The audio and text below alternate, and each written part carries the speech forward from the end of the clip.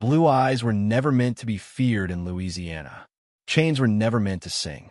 And silence was never meant to swallow entire histories whole. But in the shadows of Louisiana's past, these three things came together to form a story that was buried so deeply, even time seemed afraid to uncover it. Imagine standing at the edge of a vast sugarcane field at dusk. The air is thick, unmoving, as if it's holding its breath. The wind doesn't whisper here. The ground beneath your feet feels heavier than soil should. And somewhere, far beyond what your eyes can see, there is a presence, a memory, that refuses to fade. That is where this story begins. For generations, Louisiana has been known for its music, its culture, its resilience. But beneath this celebration lies something darker, something quieter. A history not written in textbooks, but etched into the land itself. A history of people who vanished without records, of voices that were never allowed to rise above a whisper, and of a mystery that still lingers like a shadow at sunset. It starts with a name that rarely appears in official archives. A name spoken only in fragments, passed down through hushed conversations. The boy with blue eyes. No one knows exactly when he first appeared. Some say it was in the early 1800s. Others insist it was much later. But every version of the story agrees on one detail. His eyes were impossibly blue, brighter than the Louisiana sky, striking enough to unsettle anyone who met his gaze. And in a place where appearances often determined fate, those eyes made him both unforgettable and dangerously out of place. He was not like the others. He did not belong to any one world, yet he was trapped between them. And around his ankles, around his wrists, there were chains. But these were not ordinary chains. They were said to be silent. That perhaps is what made them so terrifying. In a time when the clinking of iron was a constant sound, a grim reminder of control and confinement, silence was unnatural. Chains were supposed to echo, to announce their presence, to remind both the captive and the captor of their existence. But his chains made no sound at all. They moved with him like shadows, unnoticed until it was too late. And people noticed. Field workers would speak of glimpsing him at the far edges of the land, standing motionless, watching. Overseers dismissed the stories at first, calling them imagination, fear, or exhaustion. But then, one by one, those who laughed began to fall silent, because they started seeing him too, always at a distance, always just beyond reach. A boy, standing still, with eyes that seemed to reflect something far older than his years. And then came the disappearances. At first, it was subtle. A worker who failed to return. A traveler who vanished along a quiet road. Someone always assumed they had run away, escaped, or simply moved on. In a place where records were incomplete and lives were often unaccounted for, it was easy to ignore. But the pattern grew harder to deny. Those who disappeared were last seen near the fields, near the places where the boy had been spotted. And then the whispers began to change.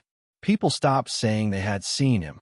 Instead, they began saying they had heard something. Not chains, never chains, but silence. A silence so deep, so absolute, it drowned out everything else. Birds stopped singing. Wind ceased to move. Even the sound of one's own breathing seemed to vanish. And in that silence, there was a feeling, a presence that crept closer, unseen but undeniable. Those who experienced it rarely spoke of it afterward. And when they did, their voices carried a tremor that words could not fully explain. Some claimed the boy was not a victim, but something else entirely. Something shaped by suffering, twisted by injustice, and transformed into something beyond human understanding. Others believed he was a warning, a living reminder of what happens when cruelty is buried instead of confronted. But no one could agree on the truth. And perhaps that was the most unsettling part, because the story did not end. Decades passed. Generations came and went. The fields changed, the world evolved, and Louisiana moved forward. Yet the whispers remained. Even in the modern day, there are reports, quiet, uncertain, but persistent. People who visit certain areas at dusk speak of an unexplainable stillness. Cameras fail without reason. Audio recordings capture nothing but an eerie absence of sound. And occasionally, just occasionally, someone claims to see him. Still standing. Still watching. The boy with blue eyes. No older. No closer. No further away. Unchanged. As if time itself refuses to touch him. Historians have tried to uncover the origins of the story. Some suggest it may be rooted in real events, lost records, unmarked graves, forgotten tragedies. Louisiana's past is filled with stories that were never fully told, lives that were never fully acknowledged. It is possible that the legend of the boy is a fragment of something real, something too painful to be remembered clearly. But there are details that defy explanation. Why the silence? Why the chains that make no sound? And why do the sightings continue, even now? Some theories suggest that silence itself is the key, that what people experience is not an absence, but a presence, something that absorbs sound rather than producing it. A force tied to memory, to trauma, to the echoes of a past that refuses to fade. Others believe the boy represents something symbolic, that he is not a single person, but a manifestation of countless untold stories, all condensed into one figure. A reminder that history does not disappear simply because it is ignored. But there is one detail that is rarely discussed. One detail that those who have seen him tend to avoid mentioning directly. His eyes. Not their color, but what lies within them. Because those who claim to have looked into his eyes describe something that cannot be easily explained. Not anger, not sadness, not even fear, but recognition. As if, for a brief moment, the boy sees them, not as strangers, but as something familiar. As if he is searching for something, or someone. And that raises a question that few are willing to ask. What if the boy is not just watching? What if he is waiting? There is a story, one of the most chilling versions of this legend, that speaks of a man who decided to seek the truth. Unlike others, he did not turn away from the whispers. He followed them. Night after night, he returned to the same place, standing at the edge of the fields, waiting. At first, nothing happened, just the usual stillness, the heavy air. But then one evening it came, the silence. It fell suddenly, completely, like a curtain dropping over the world.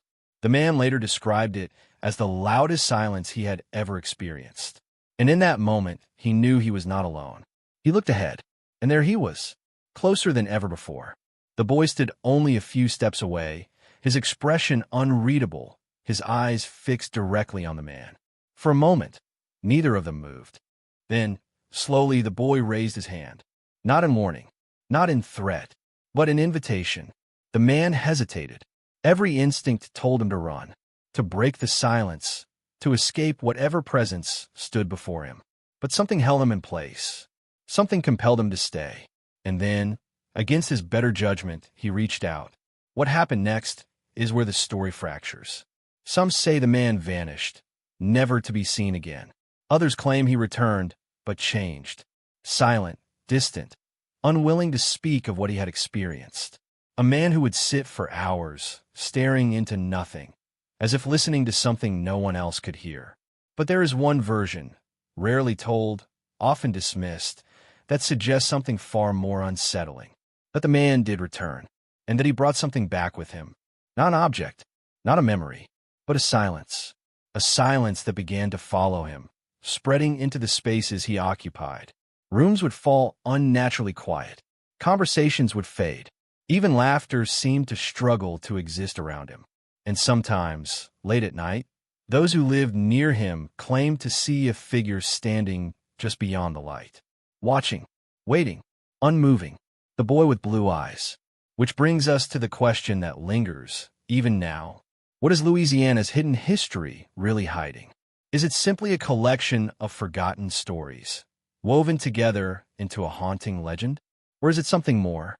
Something that cannot be recorded, cannot be explained, but can still be felt? Because if the stories are true, if even a fraction of them hold meaning, then the silence is not empty. It is full of voices that were never heard, full of stories that were never told, full of a presence that refuses to disappear. And perhaps, just perhaps, The boy is not the mystery. Perhaps he is the reminder that history does not vanish. It waits. It watches. And when the world grows quiet enough, it makes itself known again.